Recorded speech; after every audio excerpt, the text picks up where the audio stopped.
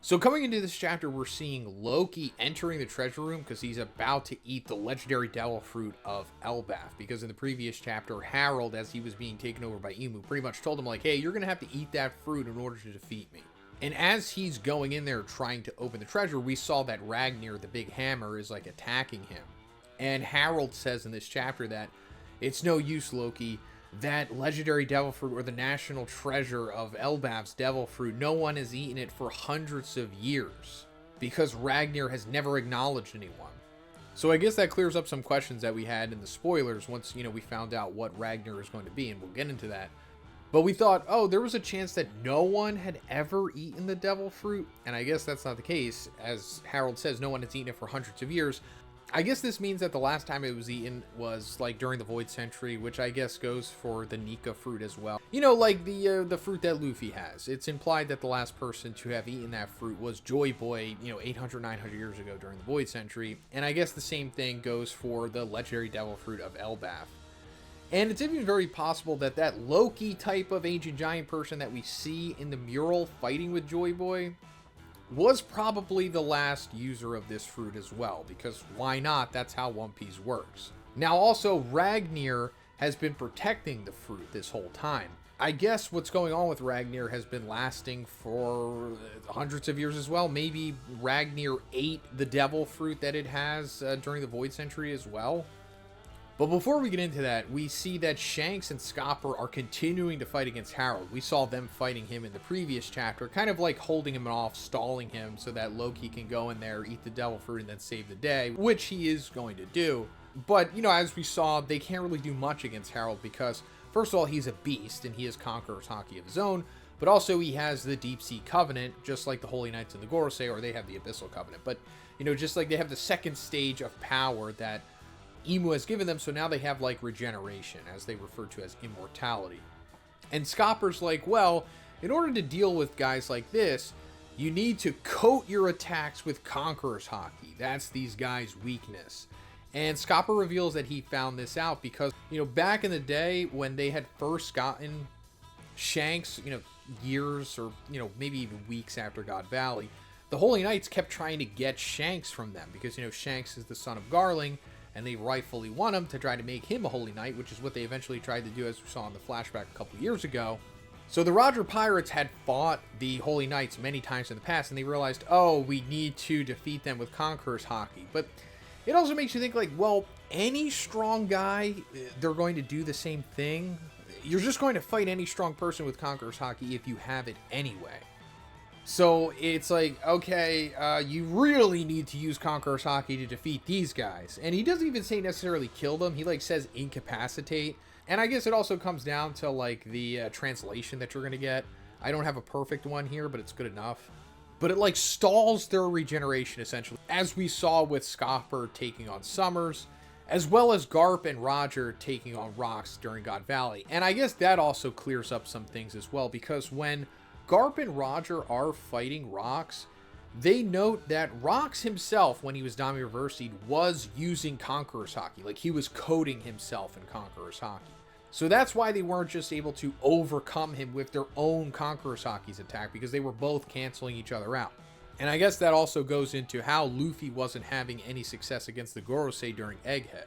Because, of course, Luffy is using Conqueror's Haki in his attacks, but he wasn't doing anything. And that's because they were also using Conqueror's Haki to cancel him out. But then that also makes you wonder, how is Scopper overcoming Summers? And I guess Summers doesn't have Conqueror's Haki.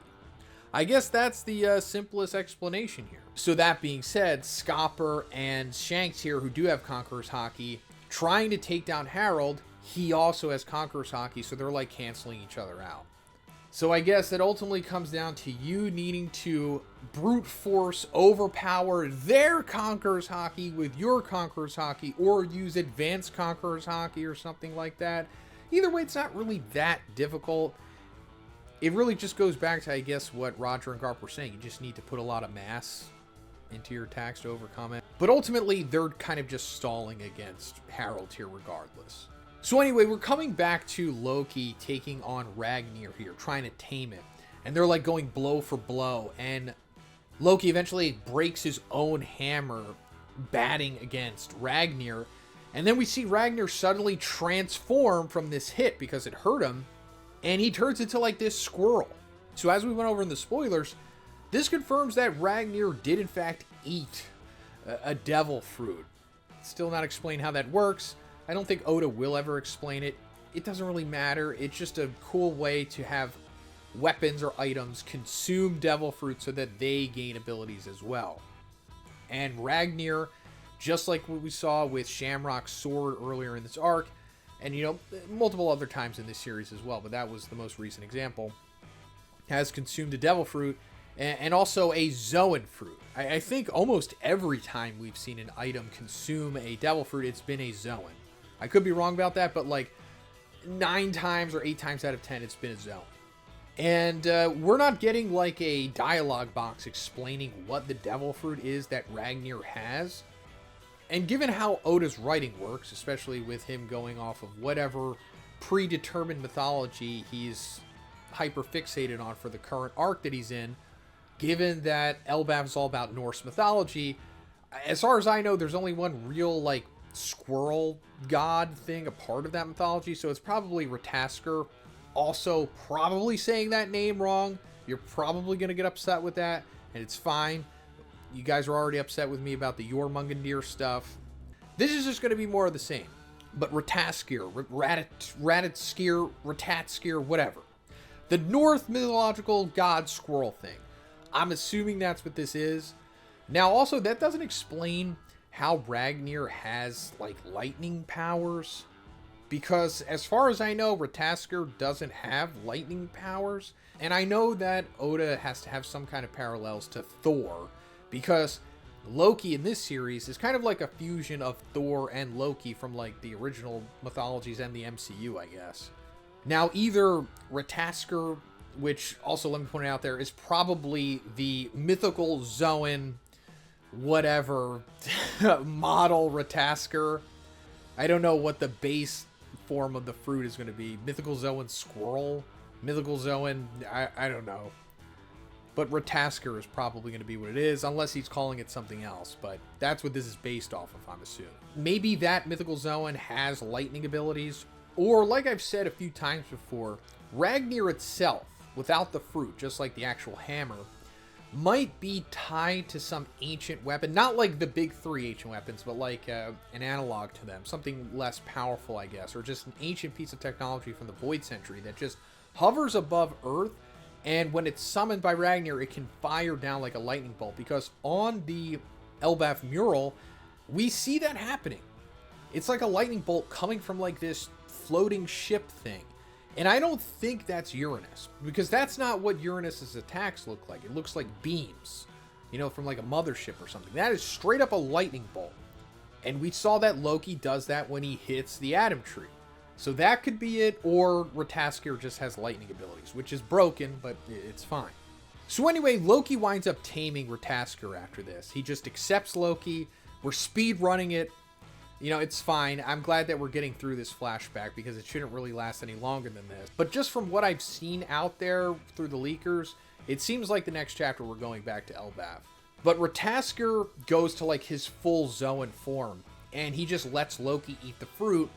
And once Loki finally eats this legendary devil fruit, we see that his hands become like claws, and he's getting like spikes on his back or something. Again, this sequence is hard to make out even once you see the panels, because it's just the way that Oda is illustrating it, along with the small panels, and just it's very shadowy. But unfortunately, we never fully see what Loki's full transformation chapter is. We don't get to see what his fruit is, so we're kind of just left to guess. Now, yesterday in the spoilers, I thought that it was going to be the Nidhogg, because I had heard on the dark web, or whatever, the leakers, they were saying that it was the Nidhogg, mythical Zhoniin, which is like the Norse dragon. Like we saw it earlier in this arc, when the kids' nightmares were manifested by Summer's fruit. And there's a chance it still could be that, but now I just don't know, because it's so hard to make out. But now that Loki has eaten the fruit, he's coming into the throne room where Harald is still rampaging, killing all of the other guards there. But of course, he's not killing Scopper or Shanks. And like I said, Scopper and Shanks being protected here. I mean, Shanks more so. Like, Oda really loves Shanks. He's not gonna like have him hurt or beat up here because he needs to keep him looking strong. And like I've also said before, this isn't like peak Shanks. This is Shanks from 14 years ago. He's pretty powerful, but he's not like God tier the way that he is now. But still, he needs to stay protected. But Loki comes into the throne room now, and he has Ragnar with him, and, you know, the devil fruit power. And he transforms into, I don't know if this is like his hybrid form or his full form, but we only see the shadow of him on the wall, and he like grabs Harald's head and like attacks him in some way. It's really hard to make out. I'm sorry guys, maybe you can analyze this better than me if you can actually see the chapter, but it kind of does look like he could be a dragon. Now I've seen other people say that he might be like a rooster or something, because there is like a Norse mythological rooster. There's actually 3 of them, but I think the most prominent one is Gullinkambi. Probably saying that wrong too, sorry. All 3 of these roosters are supposed to wake up giants to some extent. And that does go into, I guess, what could be going on here. Like, maybe that's why Rox needed Harald to eat this fruit, because if it was the Gullinkambi mythical Zhoniin, then that are implied to be the Galila giants that may or may not have constructed Noah and Pluton. And if that is the case, I mean, it's fine, but the rooster... A rooster isn't like befitting of somebody of Loki's status, you know, it's not really that cool. It would be cooler if he was like the Needhog, because, you know, freaking dragon is cool, but if it's a rooster, it's whatever. But as he's fighting Harald here, Harald confirms that Loki does have Conqueror's Haki, which maybe we knew before. I mean, I guess, maybe we knew, I don't know, but now we know for sure that Loki has Conqueror's Haki. And it eventually gets to the point of where Harald gains back some of his wits. Like, he's fighting through Emu's control to where he's able to talk to Loki normally. And he's like, you know, I love you and thank you for what you're doing. I'm sorry about everything. And I guess as he's doing this, he's able to, like, uncoat himself from his defensive Conqueror's Haki. And he's just, like, bare bones, you know, just standing there letting Loki hit him in his last couple seconds that he has before Emu takes control over him. And Loki just swings Ragnar at him full force. And in the last page, he like breaks Harald apart when he hits him. Like, he just busts into like multiple pieces. So I guess Loki hitting him with his maybe advanced Conqueror's Haki or just full Conqueror's Haki blast here with Ragnar is enough to break him apart. Because, you know, Harald isn't coating himself in Conquerors here, or at least it's implied that he's not. Now, again, I don't know if this is killing him. I mean, yeah, it is breaking him apart, but even if they're in pieces, you know, the people who have the Deep Sea Covenant done to them, they're still alive. They're just slowly regenerating or just waiting to regenerate or something like that. I mean, people of Elbaf have said that Harald is dead. Now, again, in One Piece, you need to really see the corpse to confirm it. And plus, a lot of the stuff that has been told about this flashback has been an outright lie already. So I don't know if Harold's being killed by this, or if he's being incapacitated, or if this is enough to kill somebody with the Deep Sea Covenant, because we haven't seen anybody die with the Deep Sea Covenant yet. Not even Rox when he was Dami-Reversi. Like, when he was hit by the ultimate, you know, mass-infused, you know, soul Conqueror's Haki blast from Garp and Roger, the Galaxy Impact and the Hinokagasuchi, it just like took the Dami-Reversi out of Rox. So I don't know if this is killing him, but that's where the chapter ends. And I say I don't know if this is killing him because Harald might still be alive. And I'm going to make another video about that next week with Sai in a collab. It's a pretty juicy theory. I think you guys will have fun with that. I can't talk about this video because this video is already long enough, but let me know what you thought about this in the comments. All the stuff that I said, you know, the names I was saying wrong, let me know. And if you liked it, guys, please give it a like and please subscribe if you haven't already. Have a great day, and I'll see you in the next one.